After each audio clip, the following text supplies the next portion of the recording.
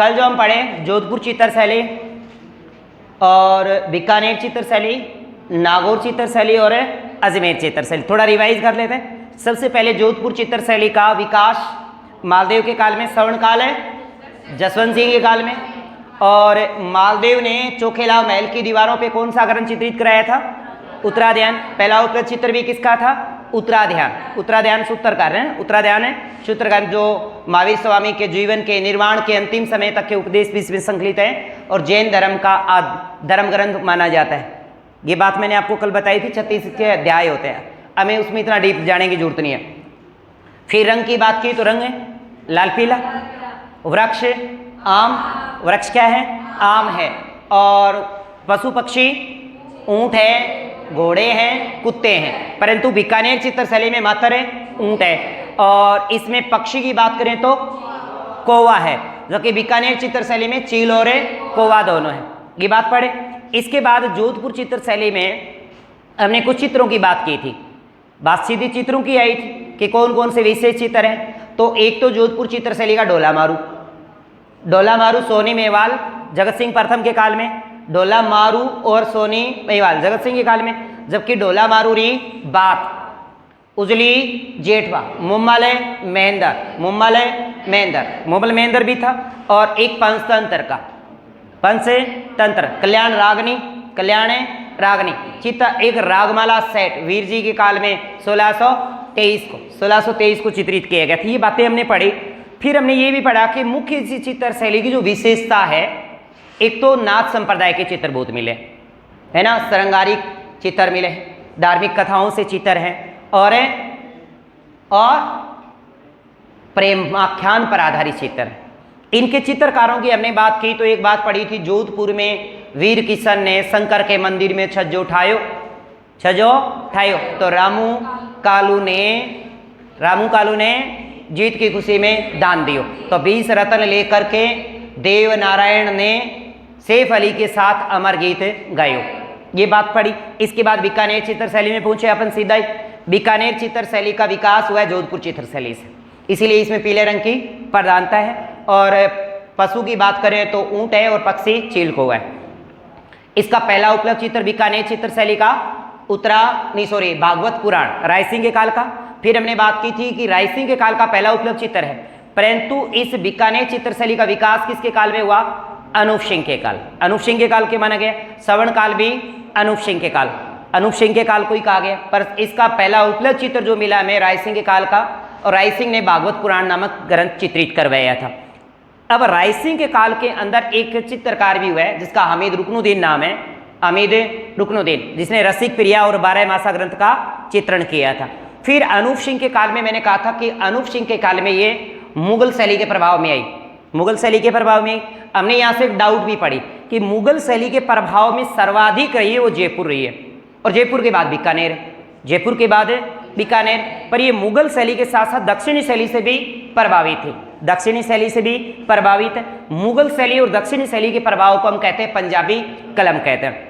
अनूप सिंह के काल में उस्ता कला भी राजस्थान में आती है। उस्ता कला के कलाकारों को लाहौर से लेकर आते हैं, 7 उस्ता कला के कलाकारों को लेकर आए। उस्ता कला होती क्या है? तो हमने कहा कि ऊँट की खाल पे जो नक्काशी की जाती है, ऊँट की जट्टा को ऊपर काट के जो कलाकारी करी जा, बाकी वे उस्ता कला होते हैं। उस्ता कला को ही मुनवती कला कहते हैं, उस्ता कला को ही क्या कहते हैं? मुनवती कला कहते हैं। बीकानेर की प्रसिद्ध है। एक हमने पढ़ा मैथेरन, उस्ता कला का जो कलाकार है, प्रसिद्ध जादूगर कहा जाता है, इसामुद्दीन उस्ता को कहा जाता है, इसामुद्दीन उस्ता। फिर मैथेरन कला की बात की। मैथेरन कला क्या होता है कि दीवारों के ऊपर देवी देवताओं के जो चित्रण है उसको मैथेरन कला कहते हैं। ये बात भी पढ़ा। एक कास्य चित्रांकन भी चित्र शैली की प्रमुख विशेषता रही है। फिर हमने पढ़ा कि इस चित्र शैली के जो प्रमुख चित्रकार है बीकानेर चित्र शैली के, तो हमने पढ़ा था कि कास इसार के लाल ने अन्नी के साथ फिर से बीकानेर में रुककर मूवी देखी होती, आई दिखाई थी। इसार के लाल है ना, फिर से रामलाल की अन्नी के साथ रुककर मूवी देखी होती, फिल्म देखी होती, ऐसा बात पढ़े थे। इसके बाद हम नागौर चित्र शैली की बात करें। हमने एक मजाक में एक बात कही थी कि नागौर में फ्लोराइड युक्त पानी है, आदमी बूढ़े हो जाते हैं, तो बूढ़े वृद्धावस्था वाले चित्रण। अगर उन पानी से खारे पानी से रंग आवे तो आदमी कालो कालो हो जावे, तो भूजे रंगों का प्रयोग। अब खारो पानी पीने तो काम आवे को नहीं, नान का काम आवे तो तैराकी मुद्रा के चित्रण, तैराकी मुद्रा के चित्रण, यही बातें पढ़ी थे हम। यही विशेषता है किसकी? नागौर की। नागौर चित्रशैली की इतनी विशेषता बात है। और नागौर चित्रशैली निकली कहां से? जोधपुर से प्रभावित है। इसके बाद अजमेर चित्रशैली में चले गए अपन। अजमेर में सुनहरे रंगों की बात हुई, सुनहरे रंगों का प्रयोग किया गया। और अजमेर चित्रशैली में एक और विशेष बात पड़ी कि खुले बाल, मेहंदी लगे हाथ, राजपूती कला की, राजपूती संस्कृति और राजस्थान की लोक संस्कृति की झलक वहां पे मिलती है। ऐसी बातें अपन पढ़े थे। और 2 महिला चित्रकारों की बात की थी, एक उसने और एक शाइबा। फिर हमने कुछ जूनिया ठिकाने के चांद के, उनके खैरवाबाद की बात की थी, वो नॉर्मल है, आपके इतने पेपर में नहीं पूछे जाएंगे। अब बात करते हैं अपन किशनगढ़ चित्रशैली के। तो किशनगढ़ की सबसे पहले मैं बात बता रहा हूं, ध्यान से सुनिएगा, एक एक चीजें आप दिमाग कान इस पे मत देखो, इसको एक बार कान खुले रखो और पिक्चर इसके साथ ले लेना, है ना। तो देखो किशनगढ़, सबसे पहले किशनगढ़ एक, आपको पता है कि राजस्थान में राठौड़ वंश की 3 रियासत है, जोधपुर, बीकानेर, किशनगढ़। राजस्थान में राठौड़ वंश की 3 रियासतें रही है। कितनी रियासतें रही है? 3, जोधपुर, बीकानेर और किशनगढ़।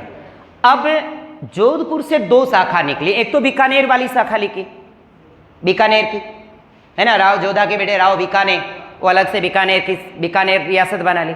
उसके बाद मोटा राजा उदय सिंह का नाम सुना होगा। मोटा राजा उदय सिंह का एक बेटा था जिसका नाम किशन सिंह था, वो 1609 में अलग से किशनगढ़ की स्थापना कर देता है। वहां से किशनगढ़ रियासत की शुरुआत हो जाती है। तो किशनगढ़ की जो स्थापना की थी वो जोधपुर के मोटा राजा उदय सिंह का बेटा किशन सिंह 1609 में इस किशनगढ़ की स्थापना करता है। इसी किशनगढ़ रियासत का एक शासक है जिसका नाम सावंत सिंह है। आगे चल के एक किशनगढ़ का शासक हुआ है जिसका नाम है सावंत सिंह। सावंत सिंह के काल में ये किशनगढ़ चित्रशैली चरम सीमा पर है। विकास और श्रवण काल की बात आए, विकास और श्रवण काल की अगर हम बात करेंगे तो किशनगढ़ चित्रशैली में नाम सावंत सिंह का आएगा।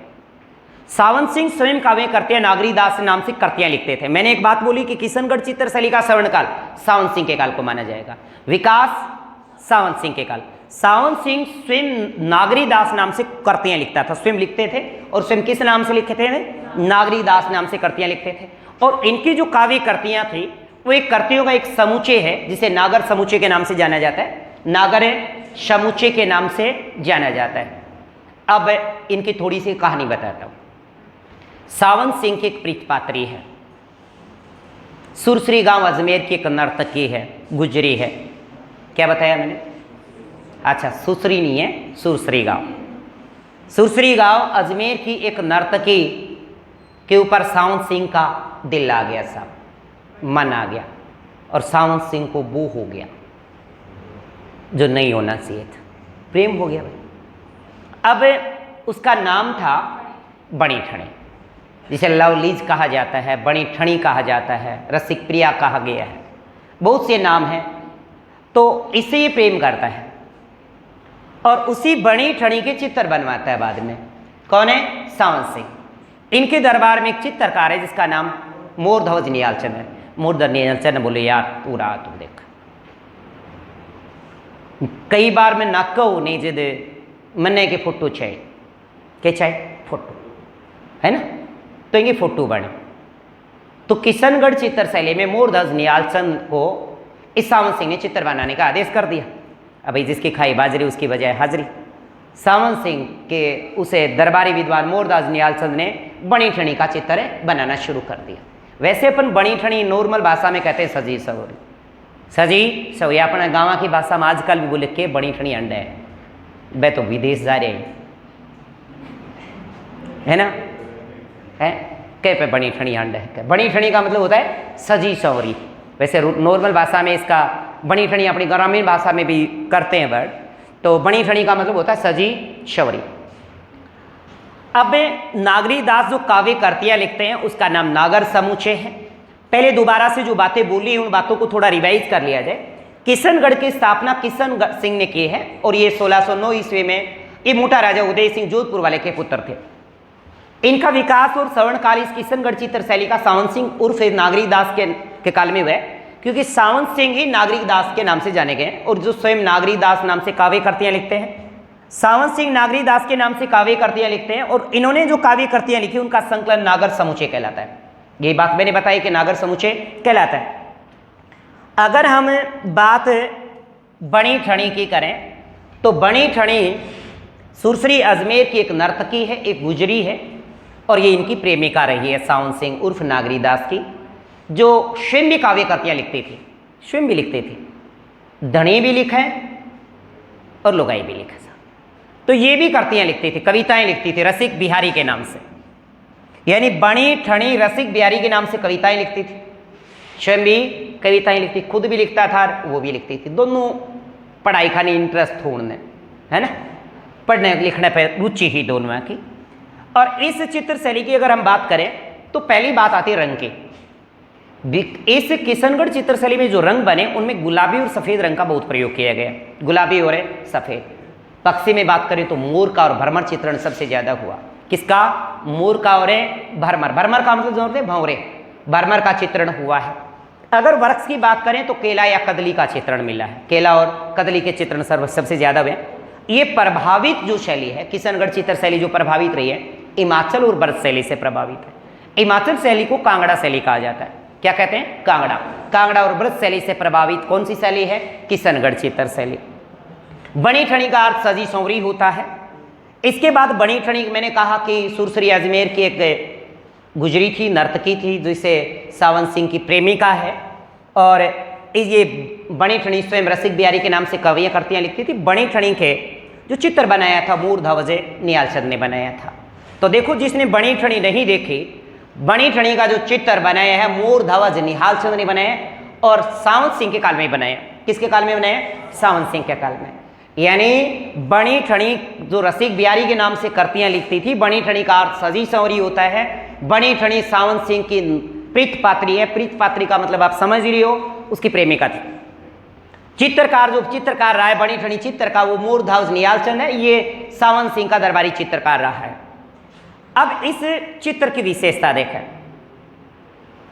आंखें तो ऐसे लगती हैं जैसे कमल की पंखुड़ी है सब, गर्दन ऐसे लगती है जैसे सुराहीदार लोटड़ी होती है। कमर देखो इसकी बिल्कुल पतली है। क्या है?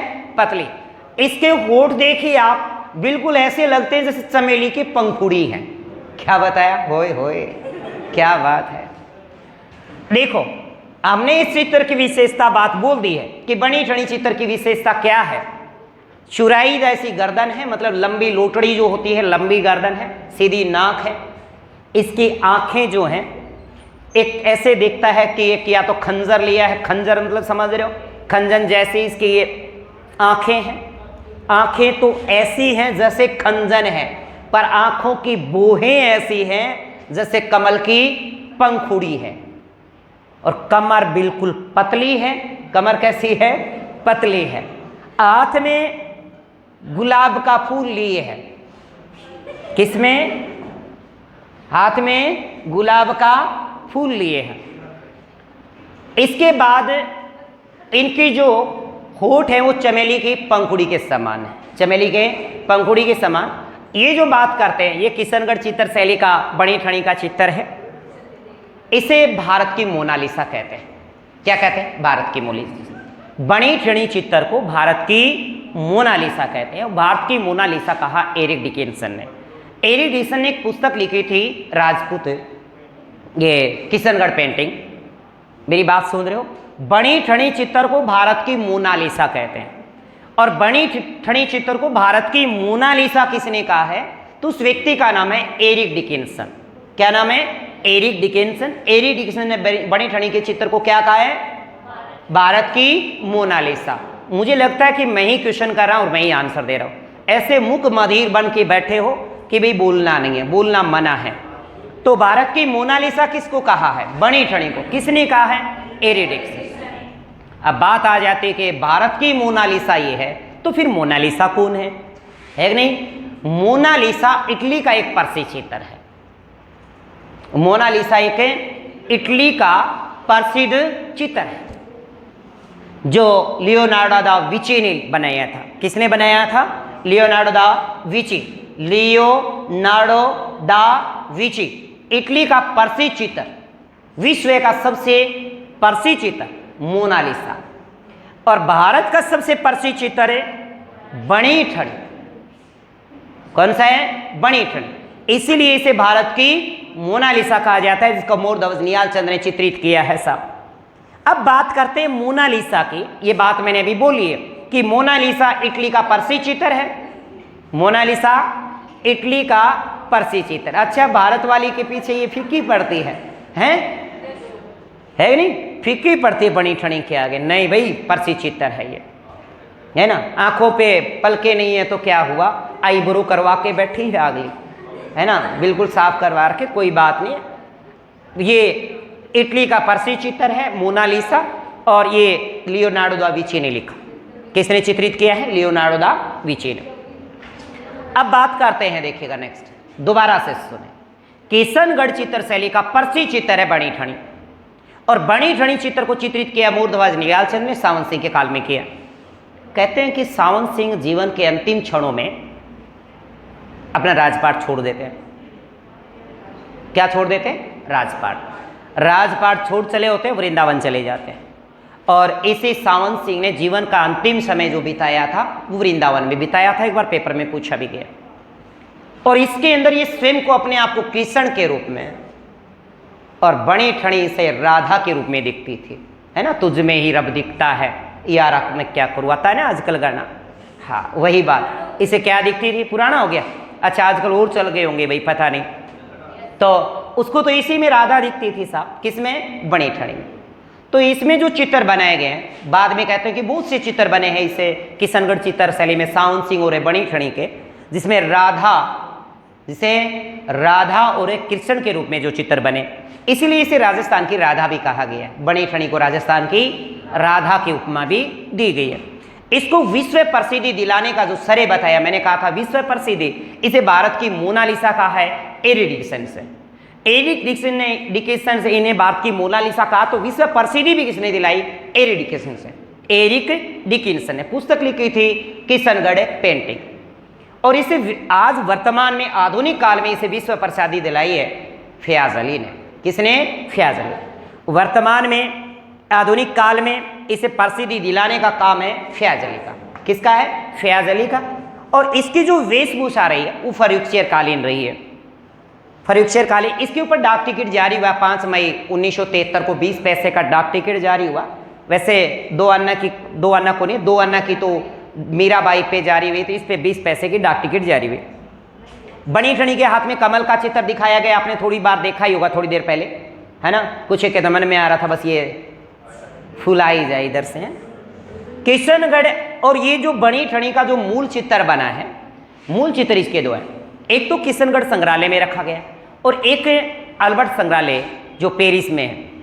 इसके वर्तमान जो बणी ठणी का जो मूल चित्र थी, मूल प्रतिमा जो थी, वो रखी गई है अल्बर्ट संग्रहालय पेरिस में, और अपने किशनगढ़ अजमेर में।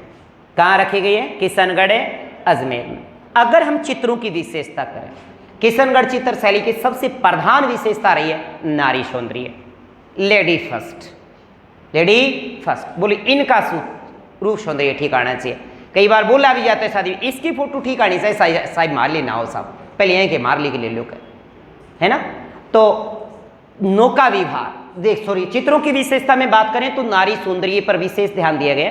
इन चित्रों में नारी सौंदर्य, भ्रमर चित्रण, मैंने कहा भंवरों के चित्र यहाँ पे सबसे ज्यादा। नौका विहार मतलब तैरती नौकाएं हैं, दूर दूर फैली झीलें, दूर दूर फैली झीलों का चित्रण हुआ।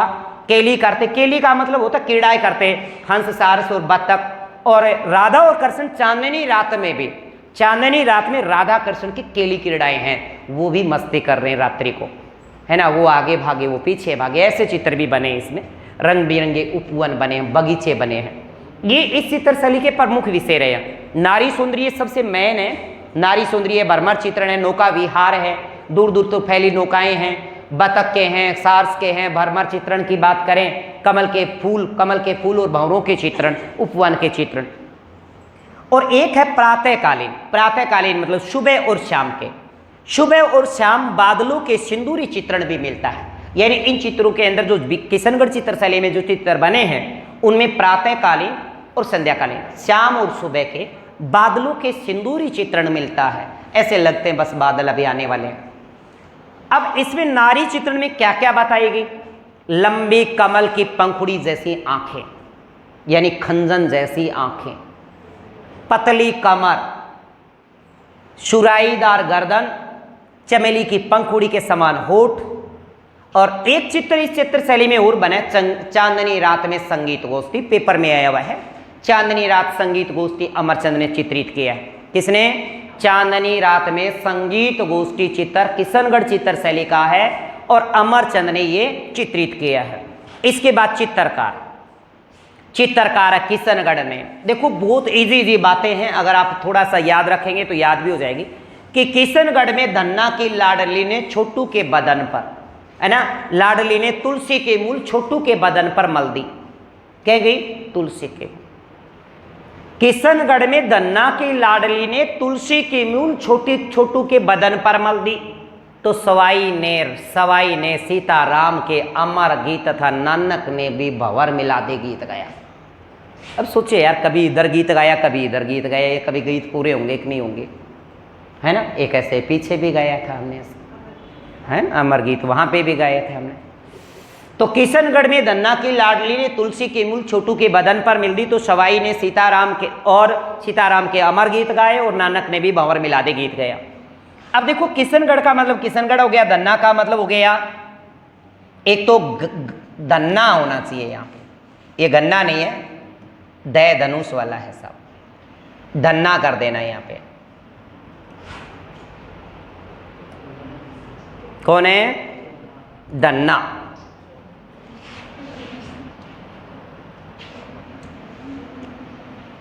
ये धन्ना।